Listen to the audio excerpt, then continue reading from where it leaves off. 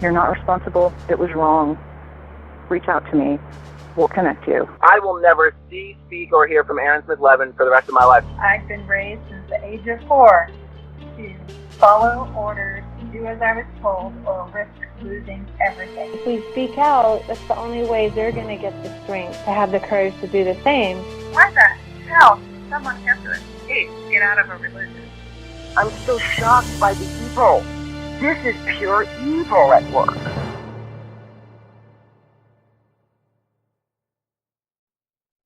It is another Friday extra. Come get some edition on Scientology. Today I have freelance cameraman Bert Leahy. But before we talk to Bert, I have a few things I want to address that I've been talking about on social media, and I'm sure you guys are going to expect me to speak on these things. So I will. What I have first is, you remember Tony Ortega received that 2-hour and change audio clip from the Year End Gala of Scientology, and it was a very interesting listen. What I want to say is I received also an audio clip that I'm sure Tony Ortega does not have in his possession, but I want to caution, this does seem like a bogus audio. I really don't think it's real, and I'm telling you up front, it's probably not real. But it really sounds like it could be, and I'll let you guys be the judge. I'm going to play it for you anyway, and just see what you guys think. I think it's got potential to be the real audio, and I just don't think it is. You guys let me know. I'll play it for you right now. My 4-minute clip, just a brief clip, allegedly from the Scientology Year End Gala. Here it is. Lots of loud screaming, huge explosions, overflowing volcanoes, huge astronomical statistics and images flying across the screen faster than you can see them. And now I'll stop screaming so you can hear from the SOB himself, David. Let's go!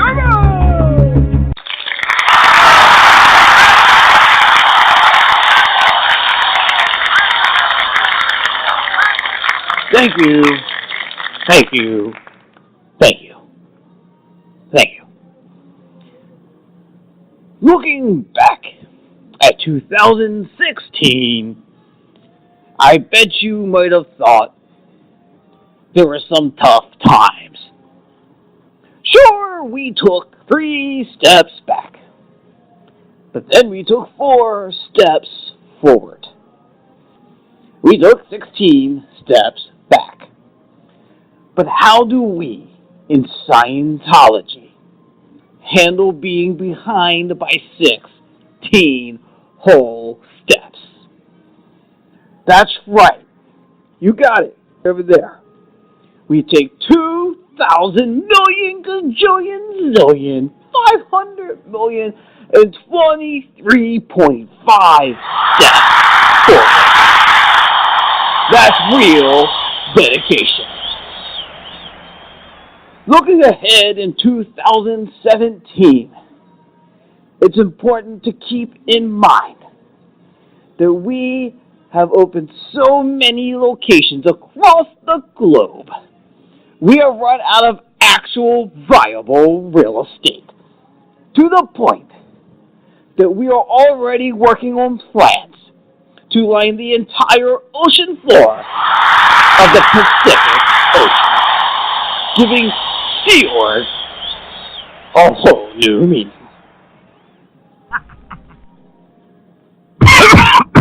Given that will soon also run out, we feel it's time to take Scientology into the stripe. That's right. We have put together plans to populate the planet of Mars by the end of 2018. So we're going to do it with LRH technology that has never been seen on this planet before. Of the 6 million Sea Org members total in existence today, all 15 billion have already bravely volunteered to take the trip into outer space. Phenomenal. It's phenomenal. Let's not forget. Wobbly wibbly wibbly woo. Bunch of nonsense that makes no sense because you clearly stopped listening 45 whole minutes ago. Whoop wah bam bam bam boom tutti frutti. Coke is it because like a good neighbor, State Farm is there. Because we're not in this to save the planet. We're in this together to save the world. Don't just take my word for it.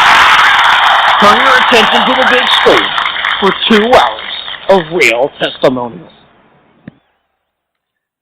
Okay, so I don't know if that's real or not. It sounds pretty real to me, guys, but I think it's fake.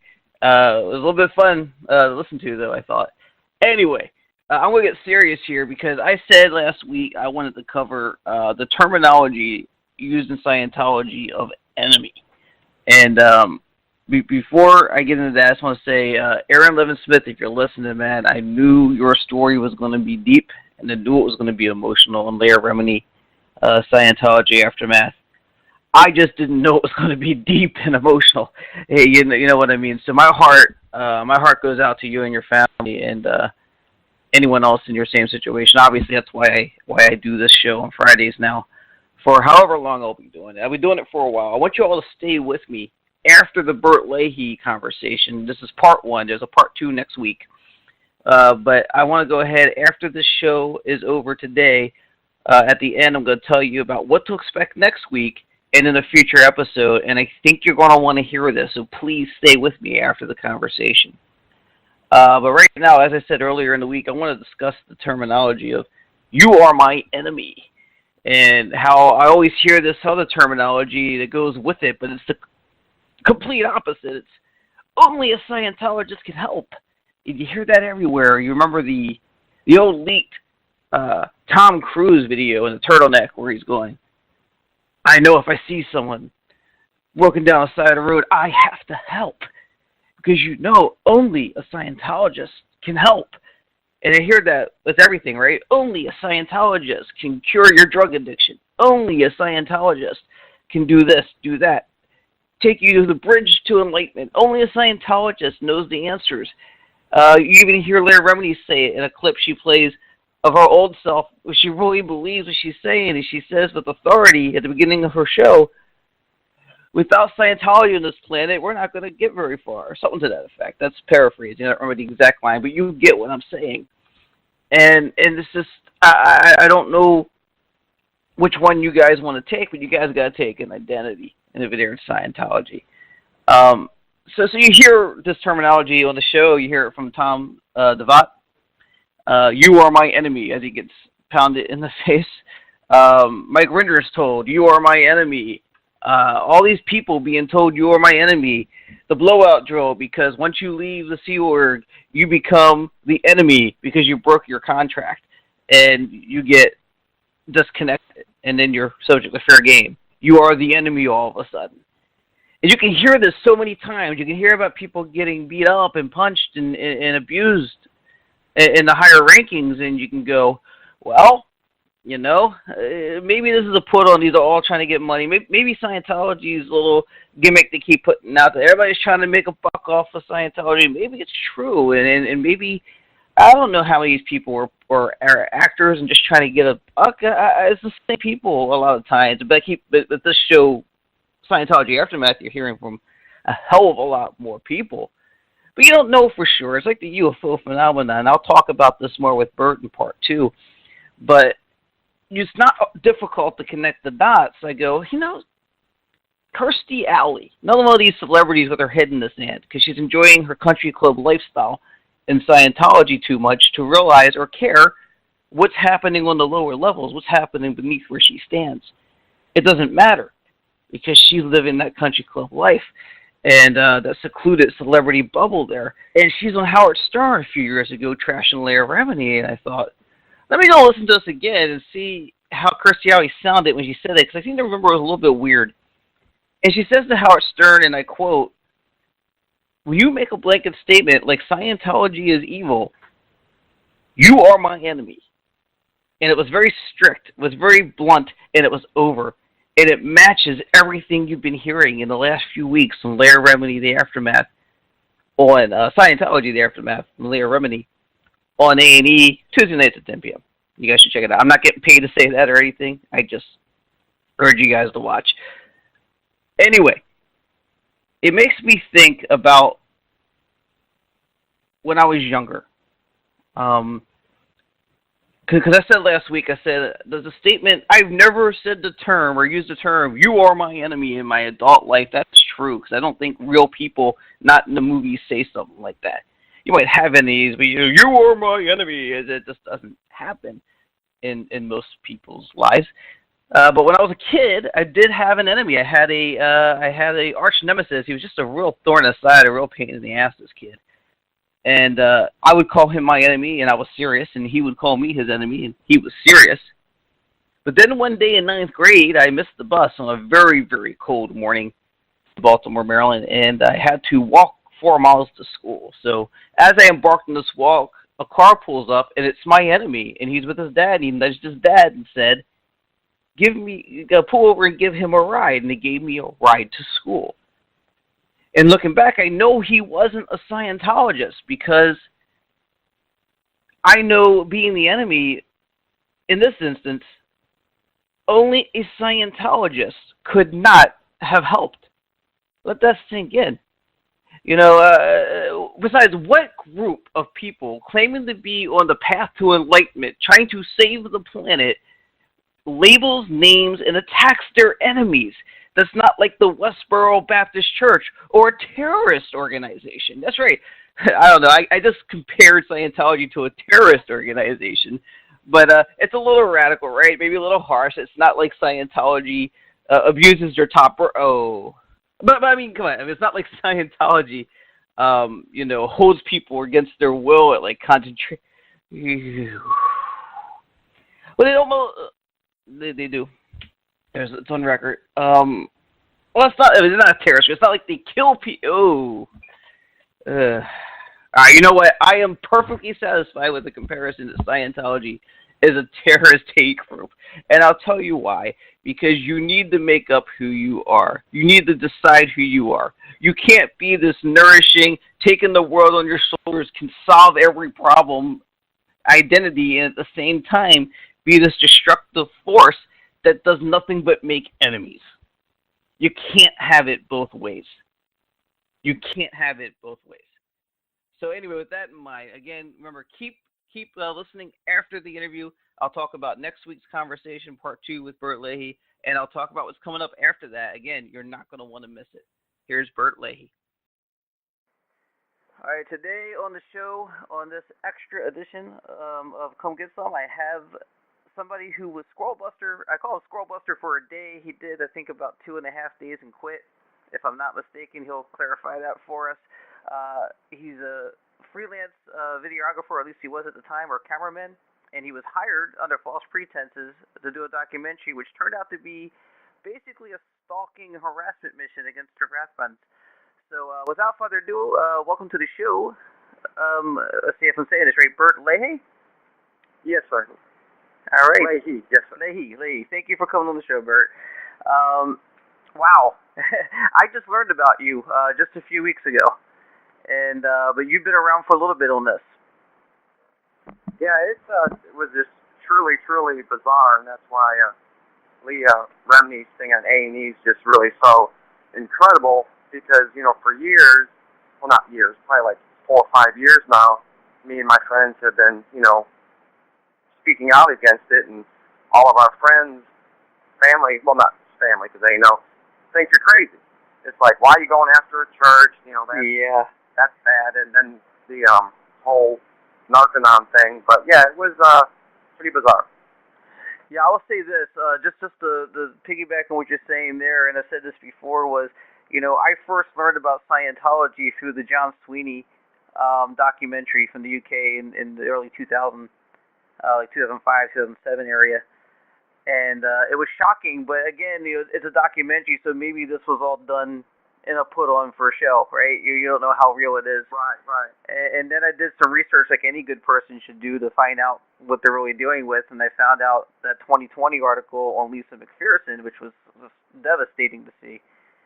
And I would sit here, I just started podcasting roughly a year ago, and I see things happen over the years, but I didn't really realize till Going Clear came out that Lisa McPherson, although people like Tony Ortega and Mike Rinder and others have been trying to fight that battle and keep people remembering that, and things like Paulette Cooper and all the other people who've been through this, it really gets forgotten and lost in the shuffle, and people just sort of put it in the back burner and go, well, that's just crazy Scientology stuff, and the words just go in one ear and out the other for most people.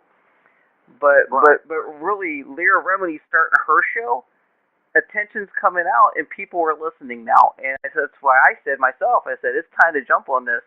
And that's why finally you are being heard, because like I said, I've been interested and fascinated with what's happening with Scientology, but I just found out about you. Well, yeah, because there for a while, I mean, you can imagine, like, Leah Remini's, you know, what you can see the expression on their faces, some of these stories, and obviously she was a Scientologist, but just imagine, I'll kind of set the scenario for me for how I got involved or whatever. I lived in Dallas most of my life, and then we moved to Corpus to live by the ocean, the American dream, and it really didn't work out. We really had some really bad, our daughters didn't like it, so my daughters, I've been married 30 years, and I got 3 daughters. So we moved to Corpus, and it didn't work out. So my daughters all moved back, and my wife and me were still in Corpus because she's a teacher. She had to finish her contract. So, you know, it went as bad as possibly it could go. And I had 2 failed back surgeries at that point. So I was on pain meds for 15 years. So I think, you know where this is going. I got addicted to the prescription pills. So I'm in Corpus. Everything is going bad. And luckily, I got into a rehab. A wonderful rehab in Corpus, Padre Behavioral Hospital, and it saved my life. It was just totally incredible. So I was there outpatient for like 3 months. So I'm ready to get out of the rehab. My wife's ready. We're ready to go back to Dallas, and the doctors and nurses, you know, shaking your hand, congratulating you. They're saying, "Now, Bert, you gotta have a plan when you go back home. You can't have any stress. You can't." You know what I'm saying? You need to have a plan. You need to get back to Dallas, you know, get a program, and, you know, get back on track, and don't get involved in anything that, you know, can stress you out. So we moved back to Dallas, and I still have my furniture in Corpus there. And then I get a phone call, and it was from David Stoddard. It was actually Dave Lebow. He was the second episode where Rinder was talking to that guy in front of his house. He says, "I'm Dave Lebow." That's the guy I'm talking about. He's basically a PI. Right. So, I don't know how they got my number. Let's just say this, that Scientology has access to some of the world's best talent for what they do. I mean, they have gold base. They've got unlimited amounts of videographers. Why they picked me, I just don't know. So anyway, so Dave, his name was Stoddard at that time. It wasn't Dave Lebow, because he knew I could research it and find out who he was. Right. He said, "Hey, Bert, we're doing a reality TV show in Corpus. It's called Squirrel Busters, but it's like Mythbusters, where there's going to be like weekly episodes and stuff like that." So I'm like, "Wow, that's really cool, you know." And then you know, $900 a week, and in the back of my mind, I'm thinking, Chris, oh my God, my prayers have been answered. I mean, I hadn't held the camera for 2 years. Yeah. Been in rehab, and it's like, oh my gosh, it's all coming true. $900 a week, and he says, "Yeah, this is long-term work. You know, we can hook you up." So I'm like, I was so happy. I mean, it was like, anyway. So I told my wife, and I was like, "Hey, I got a job to shoot reality TV." She's like, "Where?" And I'm like, "Corpus." She's like, "Corpus? What do you mean? We're not going back to Corpus." And I'm like, well, we got to get our furniture. She's like, okay, well, we'll go get the furniture, and we'll take a U-Haul back. So we all went down there, me, my wife, and my daughter, and we met the whole production crew. That would be Dave Lebow, Joanne Wheaton, Richard Hurst. The kind of, I sent you some pictures of the people that I was with. So we were all at Pier 99 at the restaurant in Corpus, and I'm like, okay, so what's the deal? What are we doing? He's like, well, like I said, it's reality TV, and I'm like, cool. So we're sitting down to eat, and he says, he gets off his phone. He actually had two phones. He's like, Marty's at the aquarium. And I'm like, okay. He looks at the other guys, and he says, Bert, you have your gear, my camera stuff. And I'm like, yes, sir, I do. So he's let's go. So I'm literally running down the sidewalk, with shrimp in my mouth, going to my truck to get my camera, and my wife I'm like, here, go with Dave. So my wife and daughter are riding the Dave Lebow in my vehicle while I'm in the Squirrel Buster van. Wow. So we're chasing Marty. Yeah, so we're chasing Marty in the aquarium. So I knew the territory there because I lived there for like 2 years, and Marty had got out through a second exit. So I was like, okay, guys, well, he got away, and he's like, okay. And then Dave Lebow was like, okay, well, the next thing we're going to do is go to the hotel, and then we're just going to have a production meeting, and then we'll have something in the morning. So we got to the hotel, and then I went up to his room, and went in his hotel room, and on the bed he had like Google Maps and plats, like land plats of, property lines and stuff like that. He's like, okay, here's our next target for tomorrow. Marty, I guess at that time was an independent Scientologist, and he was auditing people. So there were people would come from all over the world, I guess, to get auditing from Marty, and that's what they wanted to disrupt was Marty's auditing. You know what I'm saying? That's what they had the problem with. You know what I'm saying? He's undercutting them. I guess, yeah. I mean, I understand it a little bit, but anyway, so the next day there was a couple in from, I think they're from Texas, and they were fishing, and so no, actually that was that was that morning they were fishing. So we all pulled up and we kind of hid in the Squirrel Buster van, kind of in the back weeds or whatever. And then when they were done fishing, they come over the property line to a part where the people can walk public property, and then we just swarmed them. I mean, it reminded me of like Cops or Cheaters, right? That TV show Cheaters, yeah. where they're just going and I'm just kind of looking around and I'm thinking, wow, this is really crazy. And Marty would get in people's faces and it'd push in and stuff like that. And they were telling me, he's like, let Marty push you. And I'm like, what do you mean let Marty push me? It's like, that's what we want. I'm like, oh, well, okay. But I'm thinking of $900 a week, getting my life back on track. I'm like, okay. So then they went away, and then the next thing we did was in the afternoon we went to Marty's cul-de-sac where he lived in Corpus on Ingleside on the bay. So we're in front of Marty's house, and we got they got like little storyboards that they read scripts off of and stuff like that. Just get in front of Marty's property and just say Marty is he's using the wrong text. He's giving Scientology a bad name. And I'm like, this was funny. I knew nothing about Scientology. I just knew Tom Cruise was in it, and it was some new hip religion or something like that. So, I'm giving them the benefit of the doubt. So, in the cul-de-sac, they also said, well, Bert, Marty will come out and kind of record you and really basically all of us. You know what I'm saying? Come out and record you, put a camera in your face. So, don't freak out. So I'm like, okay. So then Marty called the police.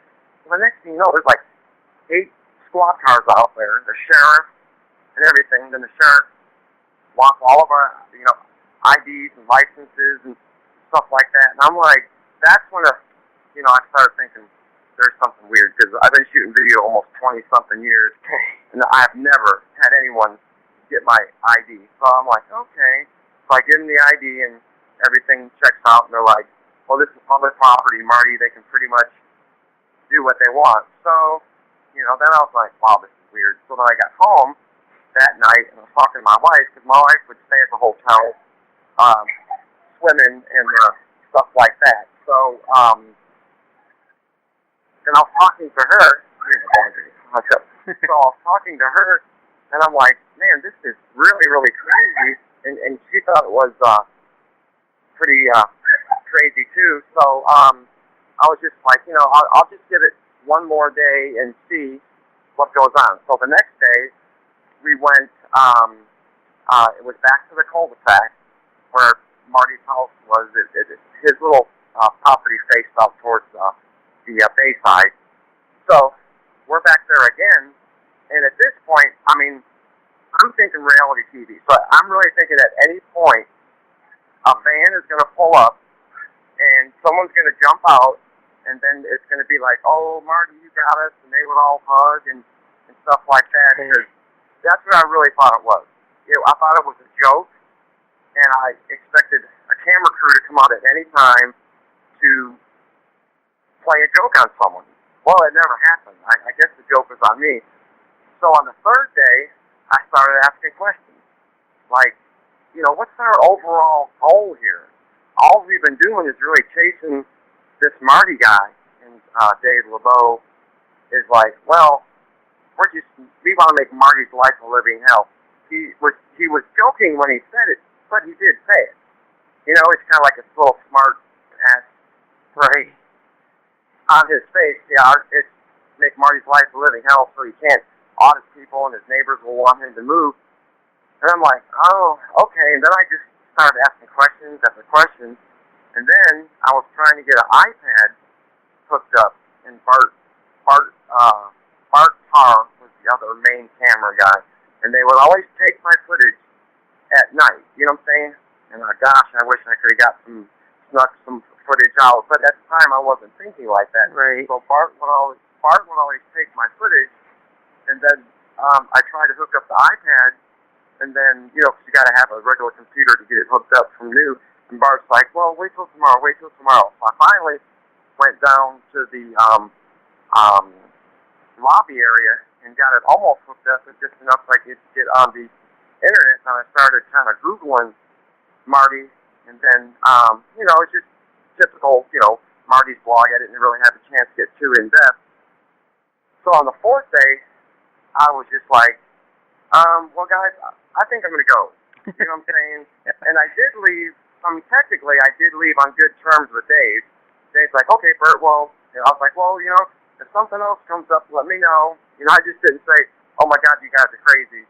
I'm leaving. You know what I'm saying? It's like, well, I'm probably going to go now. And Dave's like, okay, well, we'll be in touch. So I was just like, wow, that's crazy. So Dave gave me a check from Falcon Industries, and this will come in real handy when you talk about the trial. So we get back home, and like I said, I had just been in a rehab for 3 months. Then I get this job, and they said, don't get stressed out. I was like, yeah, okay, I'm getting stressed out. So I got back to Dallas, then I started I went on Marty's blog, and there's one thing on there on Marty that Miss Cabbage's International PR Control Team or something like that. And there's a freeze frame of me, of my face, smoking a cigarette. You know what I'm saying? See, that's where Marty was so smart. Right? If Marty never would have showed that footage, I never would have been onto it. Because Marty did one video, the first and last Squirrel Buster shoot. Marty's like, if anyone can identify this guy, then it's like, oh, is this a Texas boy here? And I'm like, so I was watching that video, I was like, oh my, Then I'm like, my heart just dropped, you know, because it was like, then I started to get into all the stuff, and I realized what they were doing. So I got a hold of Marty through his blog, and I'm like, hey, Marty, I'm cameraman X. I would like to talk to you. And Marty's like, okay, what do you want to talk about? And I'm like, well, I didn't go to school to learn how to stalk people. He's like, okay. And he's like, well, would you like to come forward and tell your story? And I'm like, absolutely. So I went to Marty's house in Corpus. I went back, and then I don't know if you ever seen the interviews I did with Marty. Yeah, and it was just, and I guess I would kind of, I kind of gave Marty a hard time later on because I didn't really feel that he appreciated.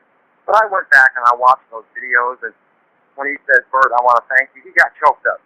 And I didn't notice at the time. So Marty's not a man of many words. You know what I'm saying? He can keep people at arm's length. You know what I'm saying? So that was very, very, you really don't see things until later on when you analyze stuff. So we did all the interviews, and then it started to gain some footage.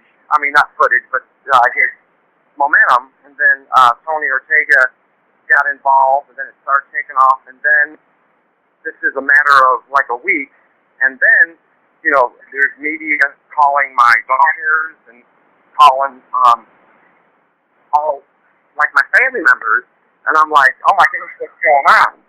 So then NBC, hold on, let me settle these dogs down here.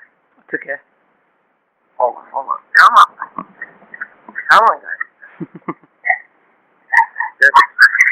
So anyway, so then NBC wanted to do a story, and that was the Rock Center thing when Rock Center was still on the air, and the whole Katie Holmes thing. So I went on NBC. Well, actually, before that, Dave Lebow, there's a guy named John Allender that is actually the person that started Squirrel Busters way back when, probably like 2 or 3 years before that. His name was John Allender. Okay. So when John Allender found out that I was going to go to the media, he started to call me and have an interest in. Come on. So Allender called me. He left a message, and he's like, "Hey, Bert, I know you got involved in some pretty crazy things, but just give me a call back, and we can work something out. I've seen your work." He's trying to smooth me because he knows I'm going to the media. So I never returned his phone call because Mark Collette of the Caller Times there in Corpus, and then Marty was like, "Bert, this is what they're going to do." And I knew this was huge. You know what I'm saying? I said, this one day, this is going to be huge. I even joked with Marty. I was like, "Marty, if this ever gets on HBO, you need to throw me a bone." But I never realized it would be to this extent. So I never took Allender's phone call. So then I went on NBC, and the only really stalking harassment I had is they had drive down the alley once or twice, and I had some garbage stolen once. That's really about the as far as they went with me, because they wouldn't stalk me like they would Marty, because I'm just an average Joe. Right. I never had nothing to do with the church, so that would just be their pretty much doomsday. And it's like, I say something like, they said that my story is like a foot bullet. Well, I think Leah's is like an amputation. Yeah, you're right.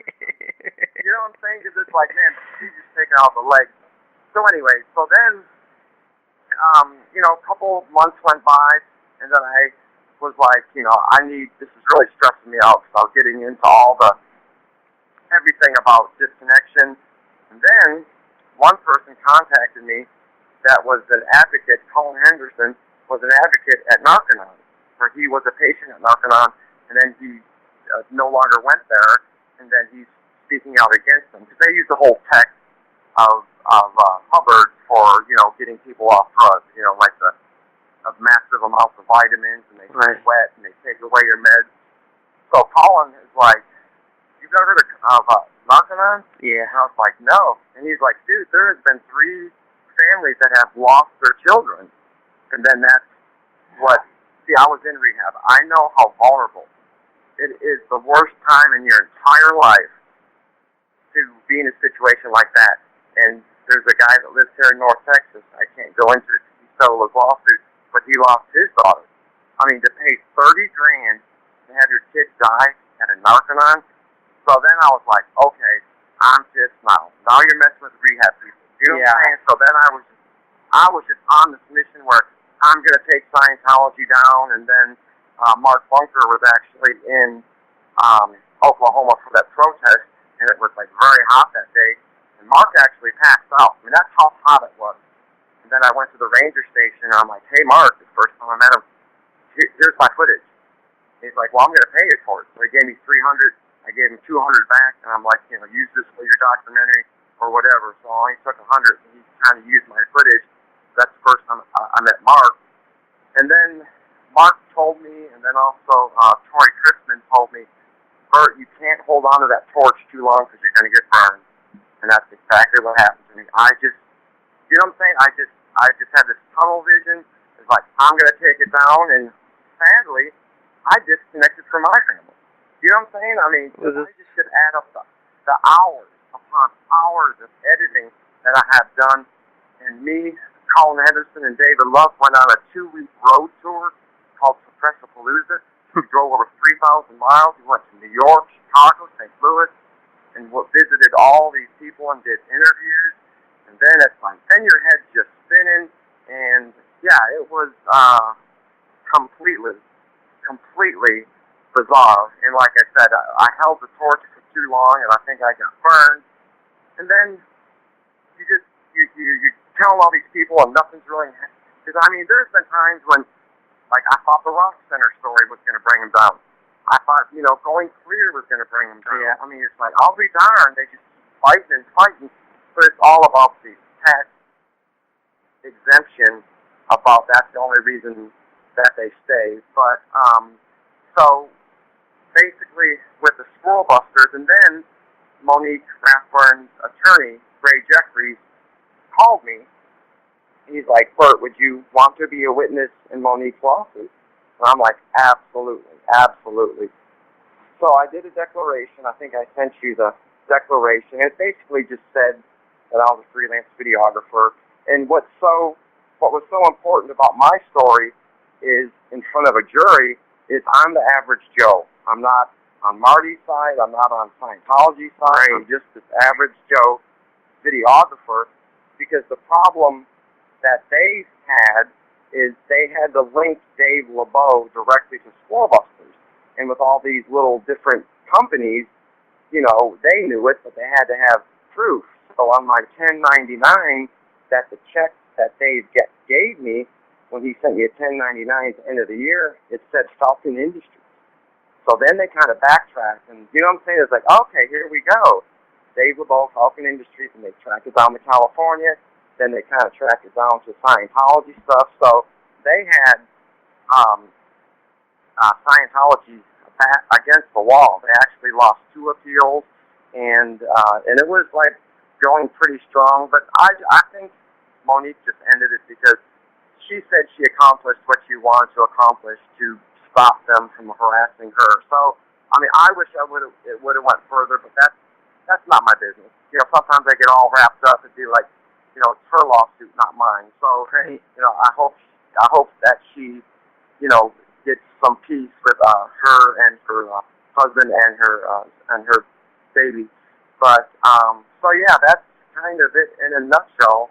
I probably rambled there for a little bit. It's okay. Let me ask you. When you were following, for 3 days, you weren't even sure why you were following and harassing this guy. Yeah, it was, they told me it was reality TV and that Marty was going to be a person in the episode, like Mythbusters, you know what I'm saying? And I guess it was going to be on the internet where they're going to have little weekly stories. And then after a while, like I said, when I started asking questions, nothing really added up because it was just vindictive. The way that they would just go, I mean, let's just say Marty handled himself well. I mean, Marty didn't take anything. Marty let those guys knew, well, what's happening, spraying their face with the hoses. I mean, that was just hilarious. Marty knew what he was doing. Yeah, the car wash. But they were very, very, I mean, I just couldn't figure out why they hated Marty so much. And, I guess it all comes down to that he was probably the first really, really high-ranking member. He came out before Rinder, didn't he? I'm not exactly sure, but I think he did. I don't want to misspeak on that. It's yeah. But I know I know it was kind of close.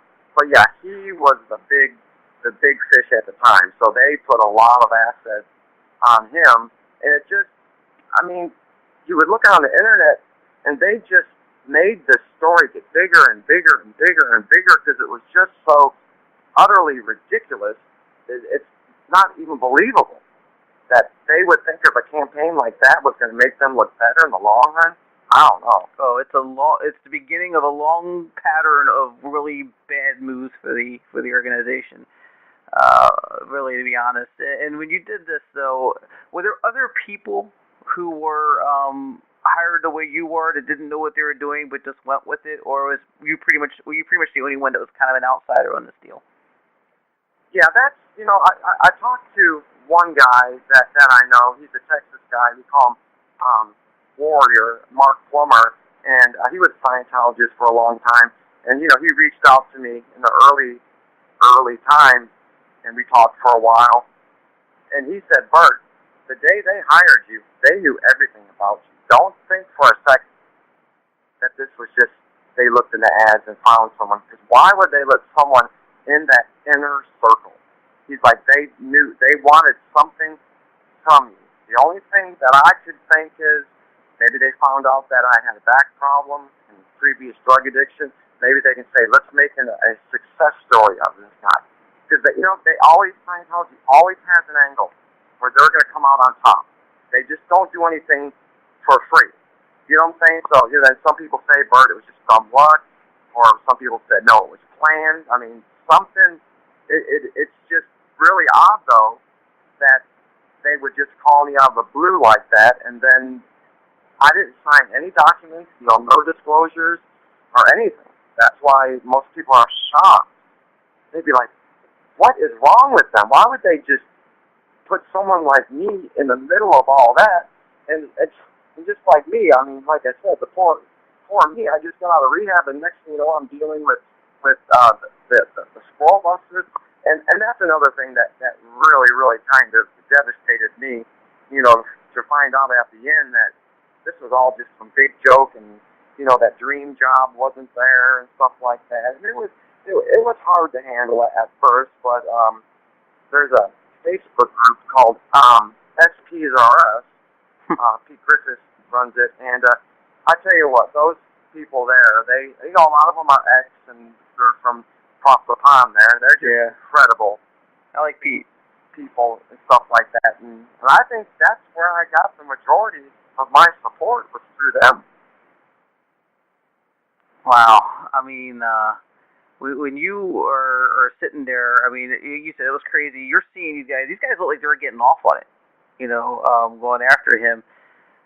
But when you reached out and sat down with Marty, was that an awkward situation for you? Did you feel uncomfortable? Because I'm gonna be honest, and maybe it's just I'm not judging it properly. You looked really uncomfortable in that YouTube video. Did you notice that too? Yeah. It was like I was talking through my teeth. It was like, you know, it was like, how did this? Yeah, I mean, first of all, I didn't know who Marty was. I just thought he was this little church, little thing, you know, like little small church thing. I mean, I had no idea that, you know, I would be in the middle of a battle between Marty and the church. Because, like, when I left, I had like 4 days to make a decision of, you know, what am I going to do? Am I going to go to the media? Because, you know, John Allender was offering me a settlement. That's exactly what he was offering. He wanted to get in touch with me, shut you up, say, hey, Bert. Oh, absolutely, because he knew I was going to NBC Rock Center, and then they realized whatever plan they had was about to fall, and then they're like, you know, that's why Allender wanted to talk to me. But I knew from that day that I left, that one day this is going to be a huge, huge story. And I knew that from the beginning, just the way they just acted and stuff like that. But anyways, with Marty, yeah, it was very, very bizarre. I mean, Marty, if you look at the interviews, I mean, you know, at times I think to myself, you know, Marty should have prepared me better and kind of held my hand a little bit longer, you know, throughout the years. But Marty, I could have been a spy. You know what I'm saying? Right, he let you in. Yeah. Yeah. So Marty, I understand now. I have to apologize to Marty. I had said some bad things about him when I started to get really scared and stressed out, but I understand now why he has to keep some people at arm's length. Because I could have been a spy the whole time. Think about it. That'd be the perfect scenario. Video guy comes forward, blows the whistle, and here I'm not even a real videographer. I was just planted to get information on Marty, but I'm at peace with it, and really with the last year and a half, I canceled my Twitter account. I opened up a new YouTube channel, been getting involved in the music industry here in Dallas, and met some really crazy people. Yeah, because at one point, I don't know if you've ever been like this in a part of your life when, like a company has to retool and just come up with a new plan to start their business. I literally had to start from scratch. I was like, oh my God, what am I going to do? I got to stop this Scientology stuff. I'm disconnecting from my family. And, then I got into the music industry. I play the drums and making videos. Then I'm doing really, really good. And then I wasn't even going to watch Leah's thing, just for the fact of I've interviewed a lot of people. I know the heartbreak. You know what I'm saying? I know I've been there, done it and stuff. And then one day, it was the second episode, and I was like, I'm just going to let this go. And then they showed me it's a Squirrel Buster. Did you see that part where they talked about, then there's guys with the cameras? Yeah. For me, yeah. I'm like, oh my gosh, this is great. It's never going to go away, Bert. It's never. I know, it's never going to go away. And I did contact someone, I can't say their name, and it'd be like, hey, I'm kind of, they showed me as the Squirrel Buster, I look like this evil person, and I know it's a little bit blurry, but I know it's me, and I think we're going to go into the Squirrel Busters because they haven't contacted me. But, and like I said, with editing, because I noticed it was the NBC footage that they used, so maybe they just had to use public domain footage, and the editors are just grabbing stuff. I doubt seriously that anyone would say, well, put Bert's in there, and then let's not talk about it.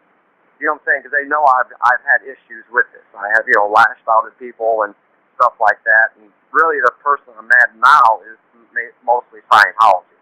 But after hearing all the stories and of the things, which I knew most of them, but when you see them in depth, when Amy Scobie lost her mom and just everything, and seeing Ringer crying, it was like, oh my God! I'm just on the couch crying myself, and my wife doesn't want me to watch it at all because she knows how intense I get and stuff like that. But yeah, they're just really knocking it out of the park. And well, I'll tell you, Bert, if my coworker wasn't sitting right next to me last night, I might have lost it last night with I think it was Aaron Sturry. I think his name is Aaron. Yeah. Oh yeah. Okay, so what's interesting is you bring this up, and it was one of my questions was going to be, and you just pretty much nailed it. A lot of people saw your account just pop up in the last couple weeks again, and you're just all gung-ho about it, and I'm sure some people were thinking like, oh sure, now he's jumping in, and now he wants to get involved. The truth is, you have a real reason to care, and you have a real reason to be involved and speak out. This Narcanon thing is something that will really, really irk somebody in your position, and I totally understand that. So it's good that you bring that up. Well, because the guy here in North Texas, people can find out who the guy is in Texas, but he plays the drums too, and I've spent several hours with him. And the guy lost his daughters, and a year later he loses his wife, and he loses his dog. I'm over there. Make one thing clear. I've signed up for the new doctor in Dallas. He's Dr. Holland. He's one of the best doctors in the nation, and I'm doing excellent. I've good pain medicine. I've never felt clearer or stronger in my entire life the last couple of years, and I just want people to know that I'm really, really strong and focused, and like I said, family first. But then you're up here, you're strong. Then you go to your friend's house, he lost his daughter, he lost his wife, he lost his dog. Then it all starts, the anger, the vengeance, and You know what I'm saying?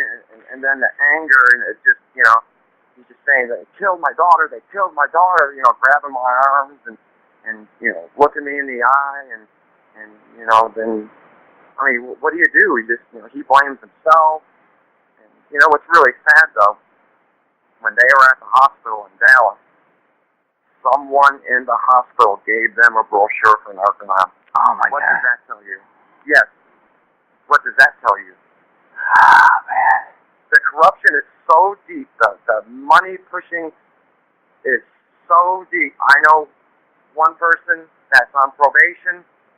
They even recommend Narcanon programs to people that are on probation. It's so deep that you can't even begin to imagine.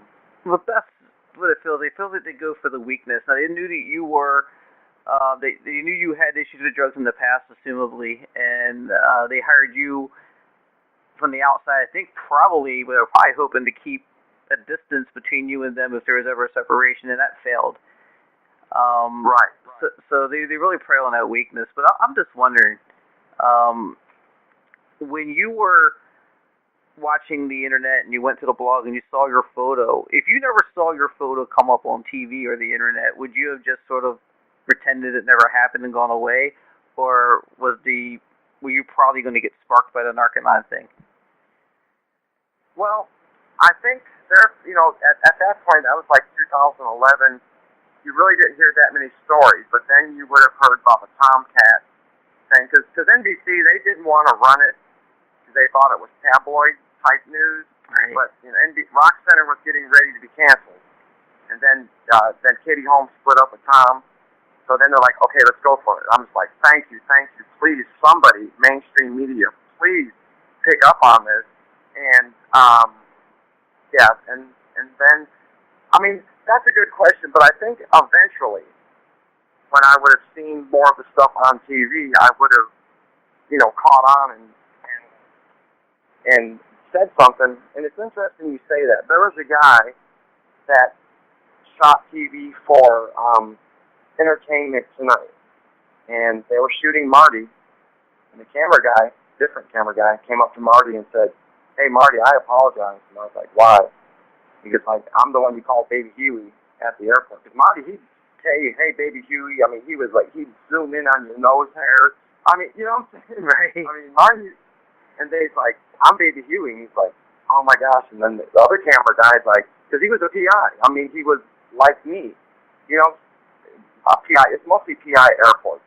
Follow him at the airport. Right. So that guy kind of apologized to Marty for doing that. So, you know, but like I said, I knew just with the way that when no camera crew ever came up and did the "You've Got Punked" thing, I knew it was going to be big. I mean, I knew it was going to be huge. I just felt it because no church puts that much money. I mean, we kind of added up the figures, and gosh, I mean, it had to be at least like $60,000 a month. I mean, we're talking hotels, we're talking they would rent houses, we're talking crews, we're talking, you know what I'm saying? I mean, yeah. What church spends that much money? Yeah, it's not going on tech, it's going on this. Yeah, I don't think the average parishioner with Scientology would even, you know, realize that, oh my gosh, I'm busting my butt all these years so they could have squirrel busters out there. I mean, but, you know, they don't ever really Google anything like that, so. Right, they don't want to. Yeah. What's it like to walk into the courtroom and see, was it like 15 lawyers on the other side? Actually, I never actually was in the courtroom. My declaration was done via, you know, just a file document. I was going to go down when they had the initial motion. I was going to go down to San Antonio, but the trial got moved, not moved, but they got what they wanted to actually put a temporary restraining order on them. So I never actually went in the courtroom. There's just a lot of back and forth. But yeah, I'm glad you mentioned that. Kind of brings something up. But yeah, the 25 attorneys or 21 attorneys. But the Ray Jeffries' attorney, Mark Wygant, when I was a witness, he said, Bert, you need to realize something, that everything that you post on Facebook, everything, anything you post is put into your file. He says, I've actually seen your file. It's pretty thick. So he says, be very, very, very, very careful. And I do believe at that point that my phone had to be tapped. I mean, it had to be, because my testimony was literally going to cost them millions and millions and millions of dollars because I was the missing connecting link. Right. And then like I said, I got all stressed out. And like I said, I did,